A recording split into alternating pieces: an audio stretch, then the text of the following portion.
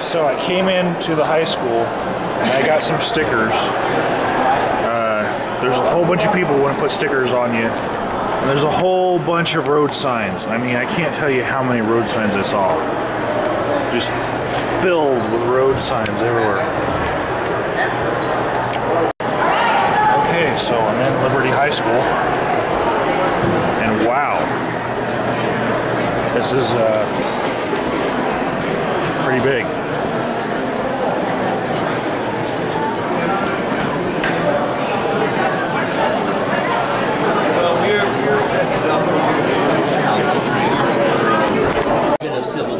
Hey everybody, this is Karen Magistrelli right here, and that's one of the people that I am pulling for, right here. Yeah, I think we should be selected. So we're here at the guest sign-in desk, who volunteered. I was gonna, you were so busy credentialing these things. I love it. See? It's the volunteer sticker. I didn't get one. My credentials don't say volunteer. See, delegate. I am a delegate. So why? Yeah, you can.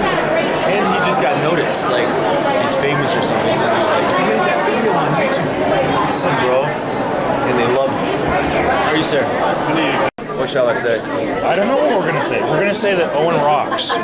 Hey, can I say this? I've been called a liar. Can I come refute being called a liar? Oh yeah. Because I'd like to say, give me your response to this. Are you recording? Yeah, I am. Oh, gracious. So, I've been called a liar. You've been called a liar. Yes, called a liar. And I've been called a liar because I hold someone accountable to their record. Now, the record includes not just the final vote, but all the procedural votes ahead of time. So the argument is that procedural votes don't matter. If you look around here today, we have 2,400 people showing up here today to cast a procedural vote. Yeah. Today is a procedural vote. So I encourage people to take Larry Liston up on his logic. If procedural votes don't matter, vote for me today, and then come January 26th, you can vote your conscience. Yeah. That's what I'm asking. So, well, I'm here to vote for you. Thanks, buddy. I gotta go find these stickers. All right. I'm not sure. I wouldn't know definitively. If he wants to sign in, if he wants to sign his name, Yes, please. I just became an official volunteer on the spot. Yay. Check it out, because I know where the cafeteria is. That's the requirement. You must know where the cafeteria is. And the muffins. And the muffin station. Panera muffins. So I've taken over the guest pass table thing right here. It's just me signing in guests. Somebody gave me a cookie.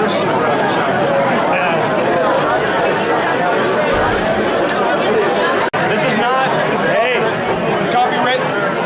This is my friend Huss. Look, you're a delegate. How did that happen? I'm a delegate, so what? That means I'm going to be more voting, if you will. Read it. Weep, weep, you little worms. We're going to restore the party. That's right. There's Dax and Owen talking together.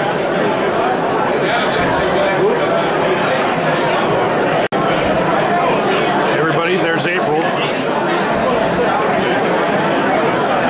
April's chatting someone up right there. Hello, America. You're a delegate too? Are you here to bring strength back to the party? I'm here to bring strength back to the party. It's a party that was initially founded on principles, and right now, the only difference between, I think, so-called Republicans and Democrats is Republicans go to church more often. Other than that, it's pretty much about big government. Look at Santorum. I mean, honestly, we're giving all this, people are so upset about Obama infringing on people's religious rights with the abortion issue and the birth control issue with the insurance companies. And this guy basically wants to completely mandate orgasms. That's a little ridiculous, dude. I could use a mandated orgasm. I don't want the government controlling my orgasms. flavor? They're all vanilla flavor. Like, it's just straight missionary. Like, it's kind of boring. It's kind of boring.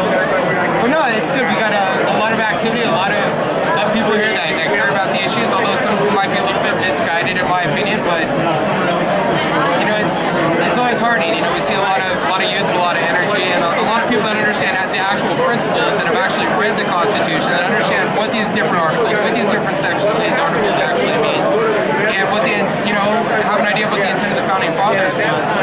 And to be sitting here and watch people that aren't taking enough ownership of responsibility for their country and for our state and for our county and for our city, and trying to implement some of the things that we've seen, like with Peggy Littleton and Terry McKenna passing a resolution that state laws do supersede federal laws, which that federal law goes against the Constitution, in particular like with the NDAA, but we'll see how it applies to things like HR 347 and other items. Colorado Springs like really is a stalwart. It could be potentially be that we could be the hold off the barbarians at the gate here if we organize and implement our strategies. You know, it's interesting. You know, we got 3 neocons in a race and 1 actual true conservative who happens to be attracting people across the whole political spectrum from the whole right and left, based upon the idea that, you know, liberty is the foundation of what our country was built upon, and liberty really actually does mean something. It's not just a catchphrase.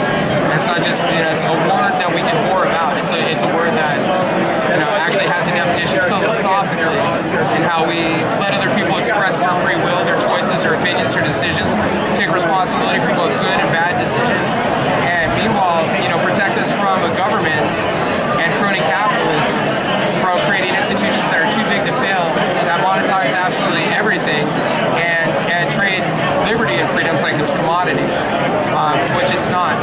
And so, you know, we're starting to see a lot of people wake up to that fact and are willing to stick up for their country, stick up for their Constitution, stick up for our kids' future. And, you know, we'll see how this plays out. But either way, it's going to be really interesting to see what happens the day after Election Day. It's going to be really interesting. Historical moments. Anyway, thank you to Agent of Doubt, Michael Clifton, and get out there and vote. I know it's kind of a meaningless exercise, but if you want to bitch, it's on principle, you have to participate in the system at least a little bit.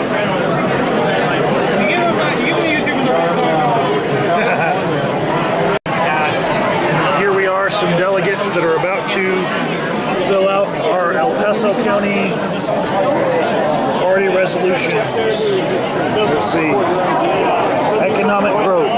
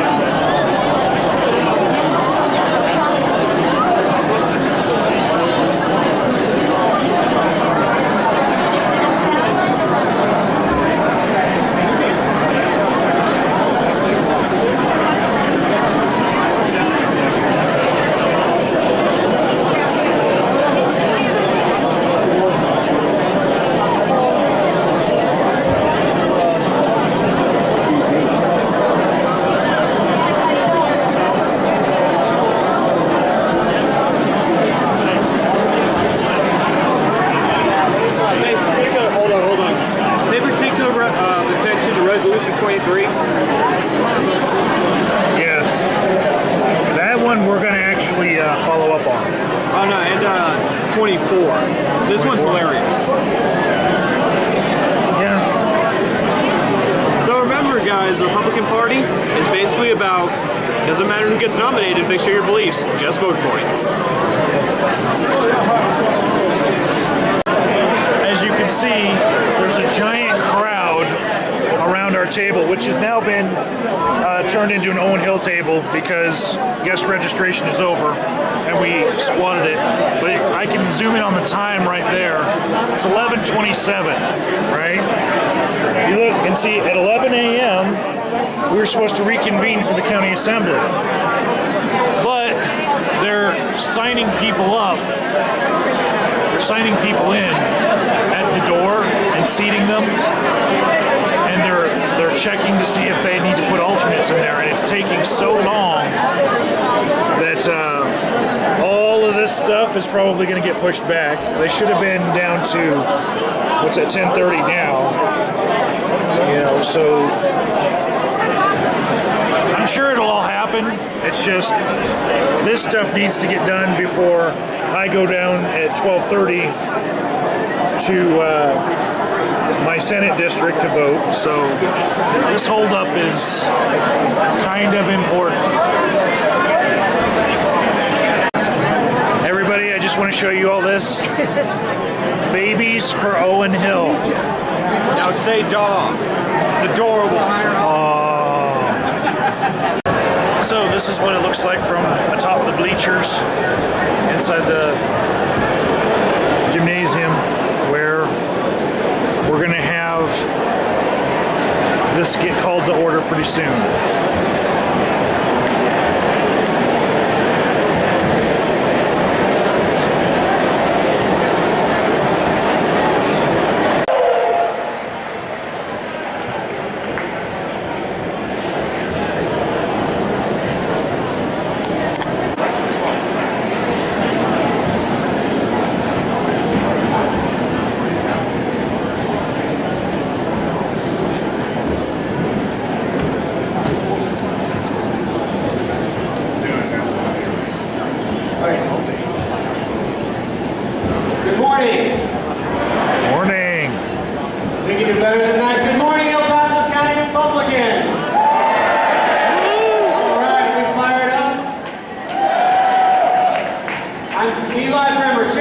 Paso County Republican Party, and I'd like to call this meeting to order.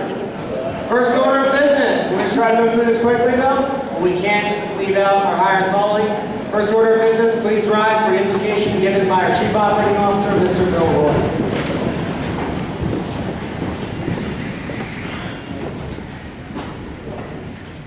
Let us pray. Our dear Heavenly Father, we are indeed grateful for this beautiful day and the many blessings of it. We're thankful for the opportunity we have to gather here as citizens in thy great and free country, the United States of America. We're so thankful for the concepts and the inspirations that have been brought forward to us for our Constitution, to the founding fathers who were inspired to give us the laws of the land that will help us go forward and prosper under thy name. We ask a blessing on all those in this building, that they will be able to think clearly and express their opinions freely as they have for so many years. Help us to seek to preserve those freedoms. Be with our leaders of this country, of the world, and certainly here in El Paso County and surrounding areas. Bless them that they will be strong in their resolve, that they will do the things that would be productive for our county and pleasing unto thee. Heavenly Father, we are grateful for all the many blessings we have, our health, our happiness, this great weather, and this great gathering. Bless us as we go forward, that we will do those things that will help designate and separate us as people who cherish freedom. And we say these things humbly in the name of thy Son, Jesus Christ. Amen. Amen. All right, please remain standing. We are one nation under God. We've addressed God. Let's now address our nation. I'd like to have the presentation of the national anthem and the reading of the pledge by Keith.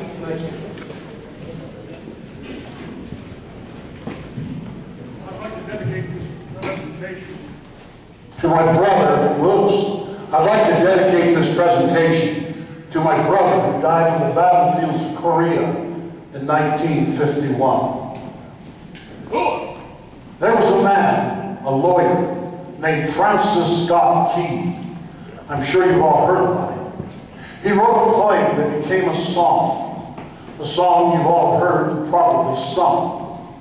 In my youth, that song was printed on the inside front cover of all the hymnals in our churches.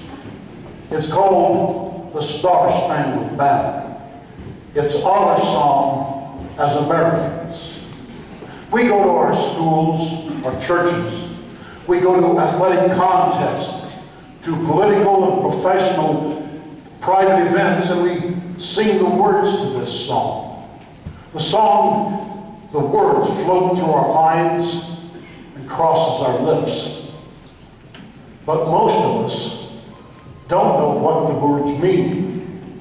We've never been taught what the words mean.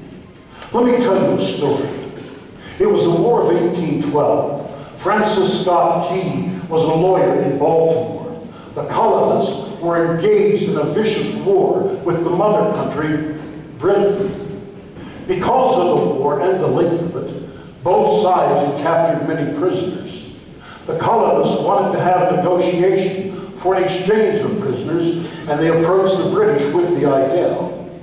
The British readily agreed, and they set a date. On the appointed date, Key was taken by rowboat out to the Admiral's flagship. Once aboard, negotiations began in earnest and very quickly ended with an agreement to exchange the prisoners on a one-for-one basis. Key was ecstatic with the success of his negotiation.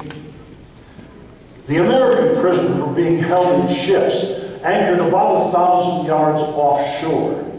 Key decided to go down into the ships, into the holds, to talk with the prisoners. When he arrived, he found a mass of humanity. The stench, said Key, was overwhelming. It was the smell of rot and decay, the smell of blood, and the smell of sweat.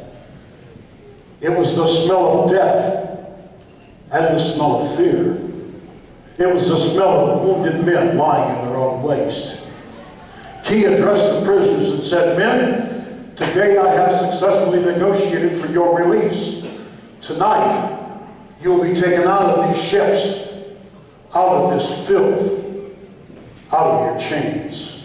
And then he went back up on deck to make arrangements for their transfer to shore. The Admiral approached him and said, "Sir, we have a problem." "What problem?" asked he. "Well," the Admiral said, "we have laid before the colonists an ultimatum. Either they will lower the colors of that flag that you're so proud of, or we will remove that fort, Fort McHenry, from the face of the earth." "How are you going to do that?" Key asked. The Admiral said, "If you will look to the horizon of the sea." Key looked, and he saw hundreds of dots. "That," said the Admiral, "is the British war fleet. All of the powder, all of the armament is being called upon to demolish that fort. Those ships will be here within striking distance in about 2.5 hours. This war is over. Those men would have been released anyway." "You can't do that," Key said. "That fort is filled with women and children, and it's not really a military fort." "Don't worry," said the Admiral. "We've left them a way out." "What way?" asked Key. The Admiral said, "Do you see the flag above the rampart, above the fort? We've told the colonists if they will lower that flag, the shelling will stop immediately. We will know that they've surrendered, and you will be back under British control."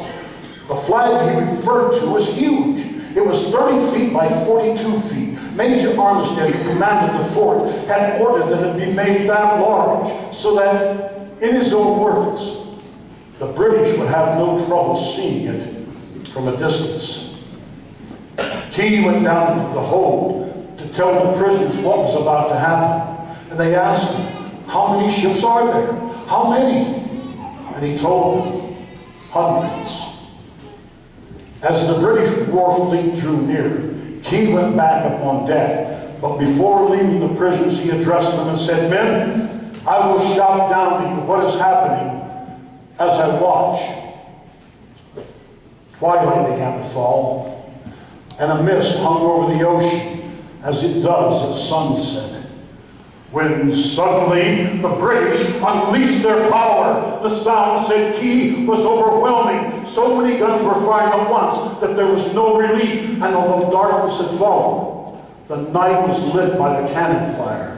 From down below, Key could hear the men shouting, Where's the flag? Does the flag still stand? Tell us where the flag is.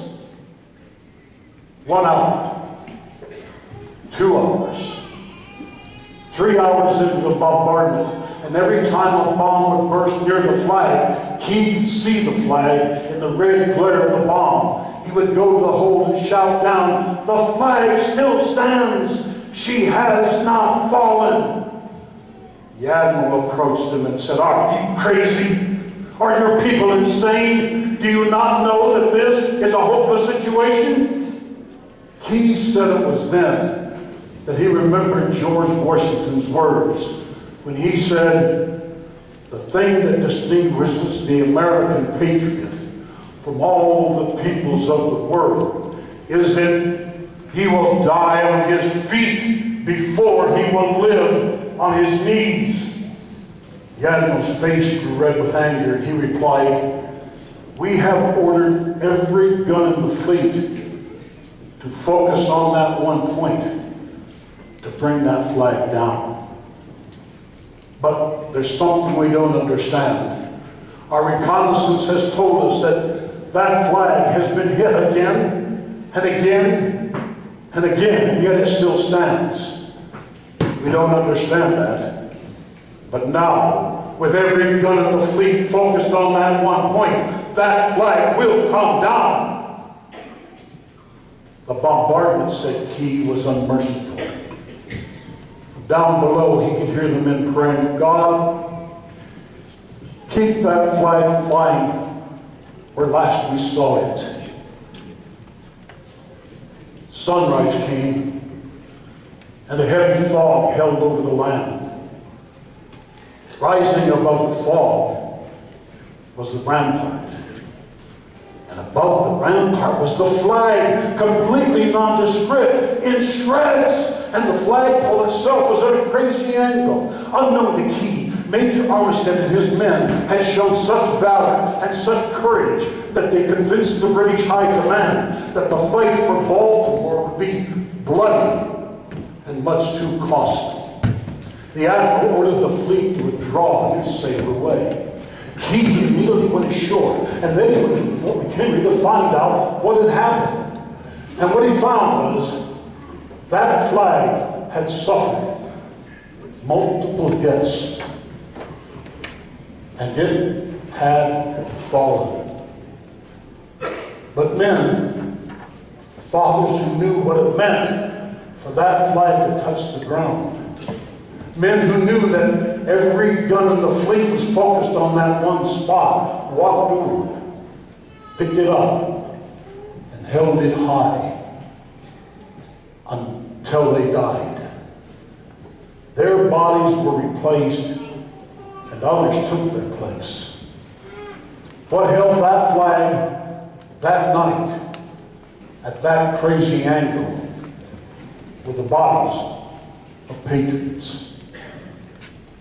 Francis Scott Key wrote a poem. "Oh, say, can you see by the dawn's early light, but so proudly we hailed at the twilight's last gleaming, the rocket's red glare, the bombs bursting in air, gave proof through the night that our flag was still there. Oh, say, does that star-spangled banner yet wave o'er the land of the free and the home of the brave?" The price was demanded.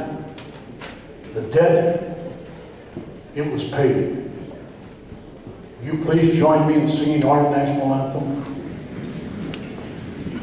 Oh, say, can you see by the dawn's early light what so proudly we hailed at the twilight's last gleaming, whose white stripes and bright stars through the perilous fight, for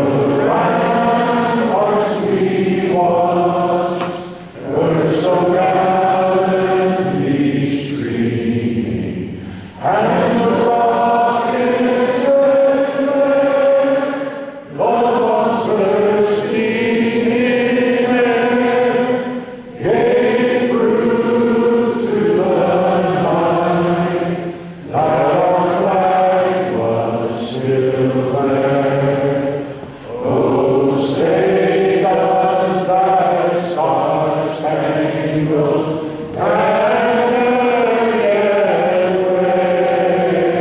wave o'er the land of the free and the home of the brave.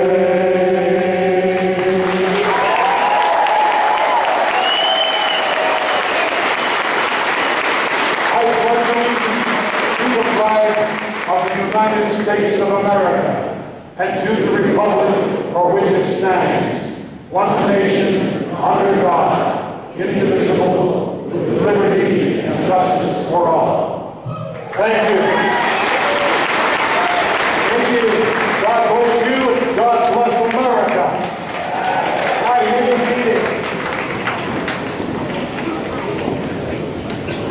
Wow. Mr. May, Dan May, please turn.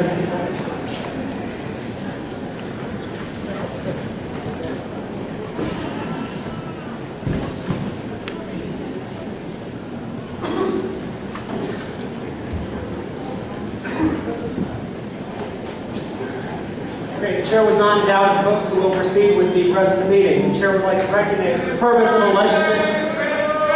The chair would like to recognize for the purpose of a legislative update, Congressman from the 5th Congressional District, Congressman Doug Lamborn.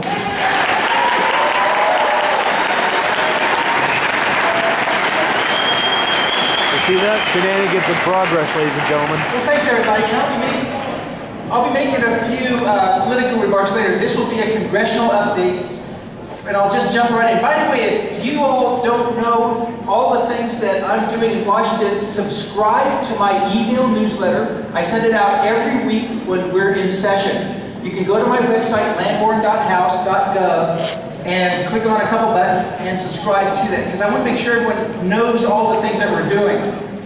Obamacare. On Wednesday, once again, about 30 times now we've done it in the House, we repealed part or all of Obamacare. This particular case, it was IPAB, the rationing board that 15 unelected bureaucrats could set up if we have Obamacare in the year 2014. Pray to God that we do not.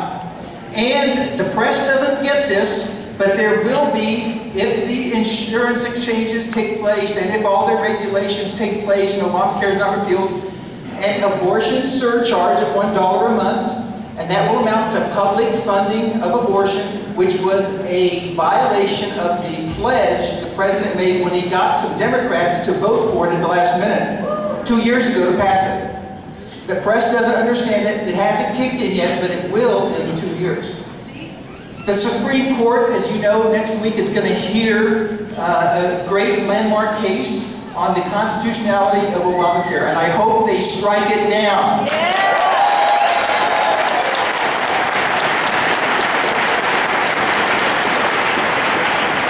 Now, I'll be watching those proceedings in person. I'm one of the few congressmen who has a ticket because leadership sees how much I'm doing to be fighting Obamacare, so I'm really happy about that.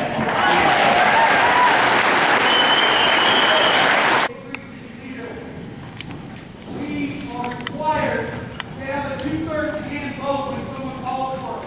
Our parliamentarians should know that. Also, the rule at hand was to close this remains discussion, not discussion on the rule. I would ask that you check the minute keepers in regards to that.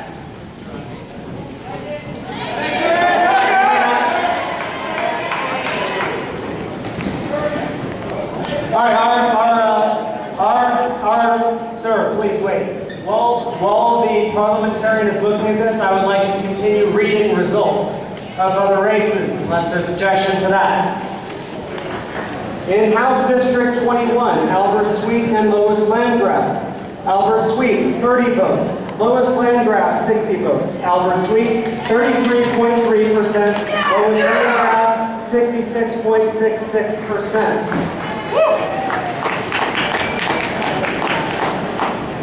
Points on this first. The motion was indeed, we conferred with the Secretary to close debate on the rules. And that was Mr. Turner's motion. Mr. Turner also confirms that. And it was adopted by the necessary 2/3 vote in order to close debate. Now, you've also raised a second issue, sir, and Mr. Stoner, if you could cite the rule that you believe supports your request for an additional vote where the chair is not in doubt. Okay, if you can bring that back, we have to have that. It does require a 2/3 vote to overrule the chair. The chair has ruled. And so it certainly is in motion, it certainly is in order for you, if you desire, for you to move to overrule the chair, which does require a 2/3 vote. Mr. Williams, are you addressing to the Assembly or Mr. Williams? Could you come up here and address him? All right, in the meantime, as we're trying to move this along rapidly, I'd like to introduce candidates for higher office who have come to present themselves to speak to you today. We're going to start with the candidates for the 5th Congressional District. Each of these candidates will receive 3 minutes. Scott Turner, sitting up front, will be our timekeeper. The candidates have been briefed on the rules. I'd like to invite Mr. Doug Bergeron for the purpose of addressing the Assembly. Mr. Bergeron.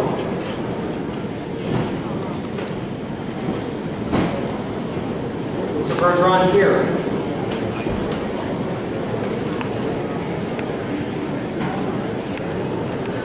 Are you?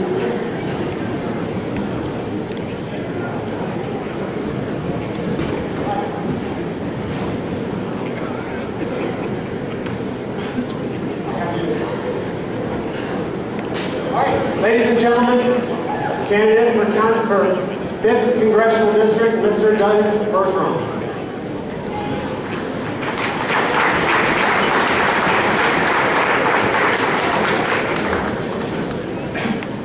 I was going to say good morning, but it's good afternoon. My name is Doug Bergeron. There's a question that seems to be moving around this assembly all morning long. The big question is, who is Bergeron for Congress? That's me. I am a small businessman in Colorado Springs. I've lived in Colorado Springs for 30 years. Speak up. Louder? Better? Okay. Perfect. I'm a small businessman in Colorado Springs for 30 years. I run an insurance agency, and over the years, I've had face-to-face contact with people. That, to me, is the most important thing for any elected representative. I sit each day and take phone calls from people that are losing their homes, losing their jobs, losing their cars, and don't know what to do. I don't know about the rest of you here today, but I'm fed up. I can't take it much longer. With that in mind, every time I turn the news on, or every time that I have a newspaper, pick up a newspaper, it upsets me. So I decided that I've got to try. I may have no chance whatsoever, but over the period of the last couple of months, I've been called the spoiler, the vote splitter. The chair can also immediately take a rising vote in response to a request for show of hands. The chair opted not to, so it is, at least part of the rules that we found on the subject, is an optional matter. The chair chose not to. The chair stands under Robert's rules that can be appealed by a 2/3 vote if someone sought to do so, but no one did, and so Mr. Stoner and I conferred, and he's fine with us moving on the subject. Thank you, Mr. Stoner, for that clarification. Okay, I'd like to ask those in the back of the room, if you're standing in the back of the room, please either sit down or move your conversations into the hallway. We've had a request from those in the back of the room that they're having trouble hearing. So I'd ask you to be respectful of those who are in the room. If you'd like to carry on conversations, please move outside of the room. I would also like to remind everybody who will be delegates to the 5th Congressional Assembly to please pick up the official call, which is at She's at the back of the room. So, by the credentialing tables, your 5th congressional official call is in the back of the room near the credentialing tables. This is going to save a lot of money on mailing it out. You're all here today anyway, so please go ahead and do that. Could I get you to tell me what this is again? It's the simplified Obamacare Flowchart. This is the simplified version. This is the simplified. Now, for every page... What? For every page of legislation that comes out, it generates from 6 to 10 pages of regulation. And the original Obamacare was like 2,000 pages, and it's over 2,000 now. So if you multiply 6 times, the low number, you can tell how much regulation is going to come. What's the name of your movie? Oh, this is called Agenda: Grinding America Down. It is a documentary by Curtis Bowers. It won first place at the San Antonio Independent Christian Film Festival. And he's going to be here at the Stargazer Theater on May the 2nd. And I want to give you a flyer. Okay. And please help me spread the word. Will do. Your name, Michael? Yes. That's a good name. That's right there where it's going to be. Sweet. Yeah. My name is Carl Nelson. 1955, my father moved us here from Los Angeles. And we lived in Manitou Springs. If you're going east from Manitou, we lived on the right side of the road. And the reason we lived on the right side of the road is Dad was a Republican and we were right, and he taught us how to be right. I came home one day from church, and as I came home from church, I found a cadet that was in my house that day. His name was Owen Hill. This is him. Owen Hill, he never left my house, and I didn't think that he was going to marry my daughter. I thought he was just a man that was there. We're glad to have a military person there. I served in Vietnam. It was good to have him from the Air Force Academy as a cadet. Owen wants to do what is right. And he believes in liberty and justice for all. And I just encourage you to vote for him. I'm proud to nominate Owen Hill as State Senator in Senate District 10. Thank you.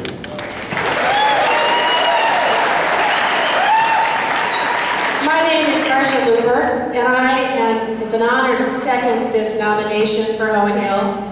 And I am the gal that ran the E-Verify bill. And I can tell you, just to set the record straight, that Representative Liston casted the vote to send the bill to agriculture to die. That is my bill. And so I know that Owen Hill will fight for you just as hard as he possibly can. And it's an honor to be here to support him.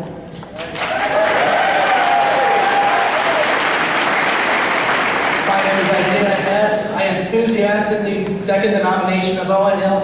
I want someone as my state senator who understands liberty, free markets, and no mandates in healthcare or any other government interference in our lives. I enthusiastically support Owen Hill because he understands this. Thank you. I'm Will Perkins. I'm a lot older than you are, most of you. And when I see a good thing, a principled young man come along that's willing to run for a Republican office, I say let's go for it. Vote for Owen Hill. My name is Emily Williams, and I might be a lot younger than a lot of you.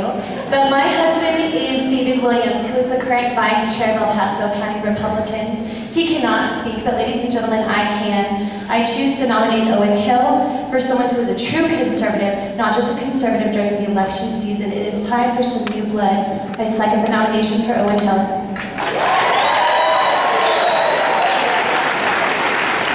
Hi, my name is Tim Ottaway, and I'm here with my family today, and we're here hoping for your support for Owen Hill.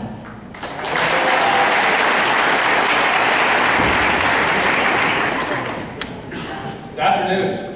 Today we have assembled to honor the tradition our forefathers left for us, to elect our own representatives and to hold them accountable for their actions. This is what for the people and by the people means. Now is the time to act, friends. So long as our government remains destructive of our liberties, as we read in the Declaration of Independence, it is our right, it is our duty to alter and replace it.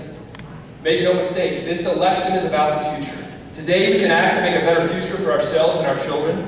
Today we can act to restore our God-given freedom, not freedom given by government, but freedom given by God. Because of this, we will be able to tell our children, we'll be able to look them in the eye, our children, our grandchildren, and say, we preserve liberty for one more generation. Let us take bold action to make Colorado the best state in the union. Let's make Colorado a right-to-work state. Let's let workers choose whether they want to be in a union. Let's bring transparency to government by recording every transaction on a public database available online that we can look at. Let's let parents choose where their kids go to school. And let's give parents their money back if they choose to send their kids to a private school. Finally, friends, let's stand with Ronald Reagan and tell the government that in healthcare, government is not the solution to the problem, government is the problem. Which one of us wants to go to the doctor and hear, hi, I'm from the government and I'm here to help. Friends, year after year we hope and pray for Reagan-style statesmen, but we get McCain-style politicians. Larry, you served us for 8 years and we owe you our thanks. Thank you. I agree, he's among the hardest workers in Denver, but now we have an open seat. There's no incumbent. We need a new direction. We need someone to stand up to the Nanny Democrats who think they should take care of you from cradle to grave, who think that it is their job to tell us how to live our lives. We need someone to say, stop. Just stop. Enough of this. We need someone who will resist the temptation to exchange freedom for jobs. This means saying no to politicians who would spend your money to bribe Hollywood to come here, to bribe green energy companies like Cylinder to set up shop using our taxpayer dollars. This means refusing to subsidize some businesses over others. It means standing true to our principles above all, and rejecting the poison pill that big government in D.C. continues to offer us. We must stand firm on the 10th Amendment, saying that the federal government does not have a right to tell us how to live our lives.